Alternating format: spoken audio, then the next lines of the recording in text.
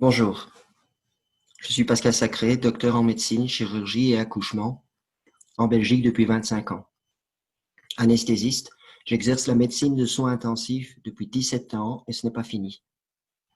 J'ai été licencié par un hôpital où je travaillais depuis 9 ans sans aucun problème, pour mes opinions et leur expression, par écrit. Pour la direction de cet hôpital, cette liberté fondamentale dans une démocratie est une faute grave. Je suis ici pour vous dire d'arrêter de les écouter. Restaurateurs, ouvrez vos restaurants. Directeurs d'école, professeurs, ouvrez les écoles et enseignez dans les classes comme avant, sans masque, sans gel et sans distance sociale. Magasins, faites-le aussi. Si quelqu'un est malade, vraiment, s'il tousse ou s'il a des difficultés à respirer, alors qu'il reste à la maison et consulte son médecin généraliste. Oui, nous pouvons revivre comme en 2018, oui.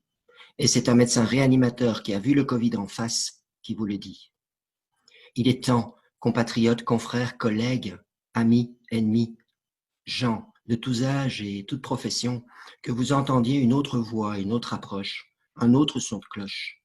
Sortez, respirez, prenez de la vitamine D, du zinc, marchez, vivez, tenez-vous dans vos bras. Je connais quelqu'un d'âgé qui commençait la maladie de Parkinson et que le seul fait d'être retourné voir ses enfants, ses petits-enfants, enfin, est redevenu comme avant, sans aucun tremblement. Écoutez les médecins généralistes qui vous disent qu'il y a beaucoup à faire pour tuer les virus, pour se protéger et éviter d'aller à l'hôpital. À ces conditions, oui, il est possible de revivre comme avant, sans masque, avec des écoles et des lieux de vie ouverts. Que ces quelques personnes, stupides ou payées pour le dire, arrêtent de vous faire croire que nous ne sommes que quelques médecins éparpillés, un peu fous ou inconscients. Non, loin de là. Nous sommes nombreux, des médecins très sérieux, dont certains professeurs ou anciens recteurs d'université.